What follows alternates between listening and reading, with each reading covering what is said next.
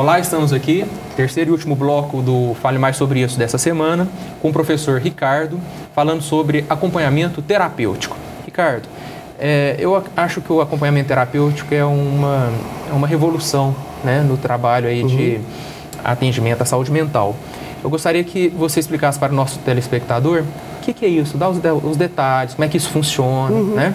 E depois fechar dizendo como que o acompanhante terapêutico pode trabalhar junto à questão do usuário de droga. Porque a questão da droga tem sido um flagelo na nossa sociedade. O quanto nós pudermos informar a sociedade sobre o que tem disponível para lutar contra isso, eu acho que é o nosso papel. Sim. Por favor. Então, o trabalho do acompanhante terapêutico é um trabalho que é firmado com o paciente e com a família, né? E a ideia é de que o acompanhante se aproxime do paciente e tente, aos poucos, né, porque às vezes é muito difícil, construir um vínculo com ele. E a ideia é estar com ele onde ele vive. Se ele, por exemplo, está recluso dentro do quarto dele, porque ele está muito deprimido, ou porque ele está paranoico, achando que pessoas querem fazer algum mal para ele, o acompanhante terapêutico vai começar o seu trabalho, o seu primeiro desafio vai ser chegar perto desse paciente, ali onde ele está, no quarto dele, né? Eu me lembro, por exemplo, de um caso em que o paciente fazia um bom tempo, né, que ele não limpava o quarto dele, ele vivia o tempo todo dentro do quarto, e às vezes ele nem tomava banho, pacientes mais crônicos, né? E o desafio foi, então, estar junto com ele naquele ambiente insalubre, né? Sim. E construir a partir dali uma relação, né? Então, começa com coisas pequenas, muitas vezes, né? Sim. Então, por exemplo, tem pacientes que, para eles, será um grande desafio tomar um ônibus para ir ao terminal central. Num primeiro momento, o acompanhante pode estar junto com ele. Num segundo momento... Literalmente acompanhamento. Acompanhá-lo, né? Mesmo, né? Corpo a corpo. Num segundo momento, encorajado pelo acompanhante, esse paciente poderá, por exemplo, encontrá-lo no terminal.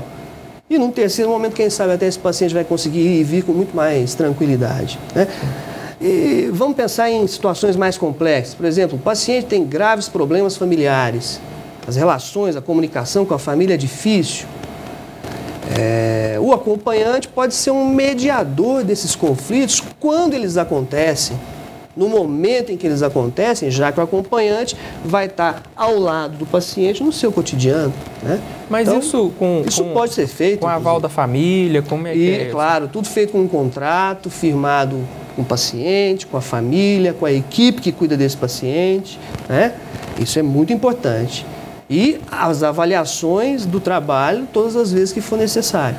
Né? Muitas vezes vão ter dificuldades, a família às vezes vai se sentir invadida e tal, mas é um processo terapêutico.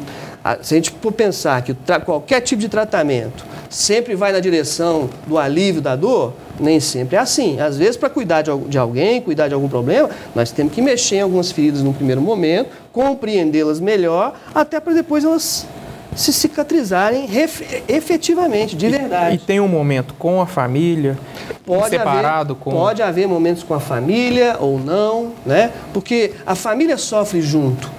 O acompanhante, o AT, não vai cuidar da família, mas ele vai auxiliá-la, ele vai aconselhá-la, ele vai apoiá-la, ele vai esclarecer coisas para ela, coisas que muitas vezes são técnicas e que ela não compreende assim, porque ela está mergulhada no problema, né? Então a ideia é de que ele possa ser um mediador dessas situações mais difíceis e conflituosas.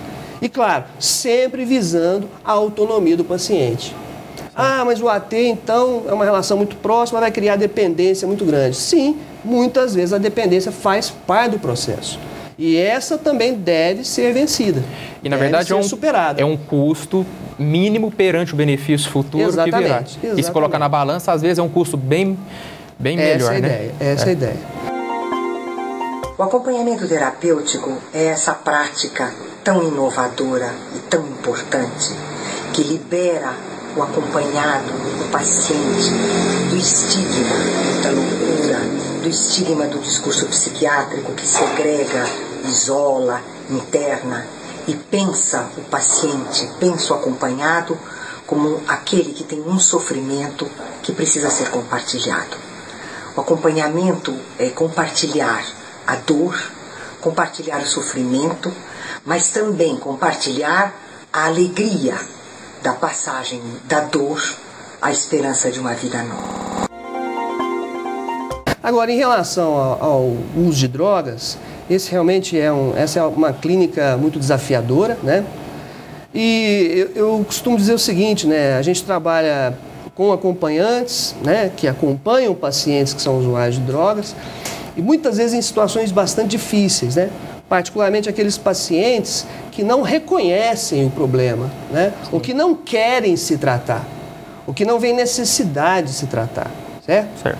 Essas pessoas que não procuram ajuda, de um modo geral, elas acabam não sendo assistidas pela rede de apoio de assistência em saúde mental. Sim. Né? Porque o que se diz comumente é, se ele não quer parar de usar, então nada pode ser feito.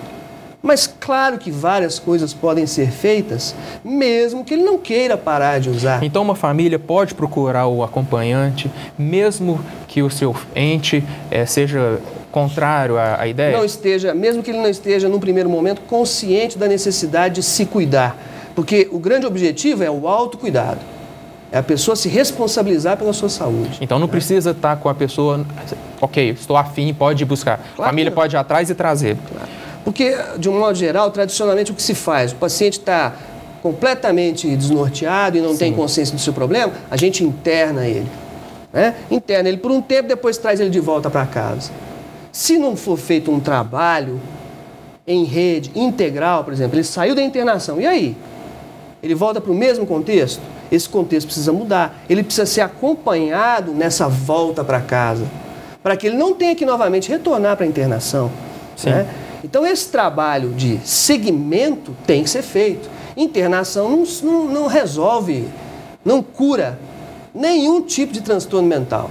Ela tem um papel importante num determinado momento do sofrimento do paciente, no momento de crise, principalmente. Né? E eu diria o seguinte, em algumas crises, porque se o paciente está fazendo uso de droga, não quer parar de usar a droga, né? Ele está em crise, ele está usando de forma abusiva. Então eu vou interná-lo? Não, eu tenho outras alternativas. Né? Eu posso, por exemplo, tal como me lembro muito do Drauzio Varela falando no programa sobre cigarro, né? O que ele falava era sobre isso, sobre redução de danos. Sim. Vem cá, você não consegue parar de fumar seus 20 cigarros por dia. Tá bom, mas qual dos 20 você consegue? Você acha que é mais fácil separar? Comece por aí. Então eu vou começar de 20, eu passo a fumar 18, eu estou diminuindo, eu estou me cuidando. Mesmo que seja um pouquinho, do ponto de vista físico, do ponto de vista psicológico, isso é muito grande, isso é muito importante. Legal, Ricardo. Então reduzir danos é uma forma de tratar também. Ricardo, assim, o assunto é infinito.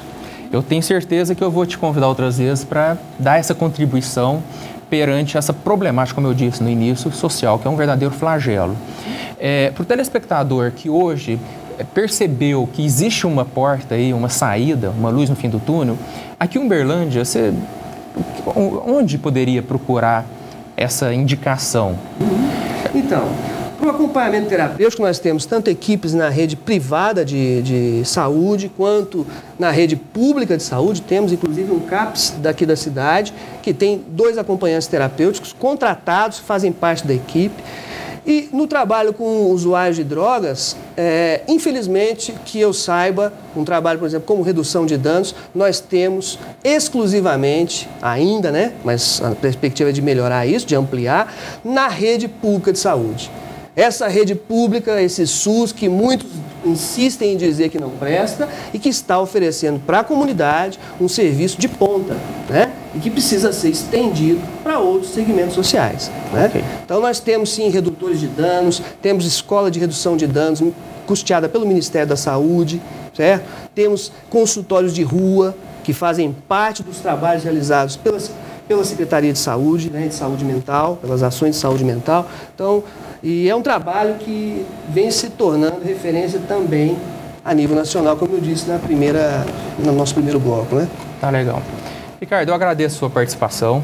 Eu que agradeço. Espere novos convites. estou aqui à disposição. Legal. Tá bom? Muito obrigado. Muito obrigado também à sua audiência e voltamos semana que vem com mais um bate-papo sobre saúde mental.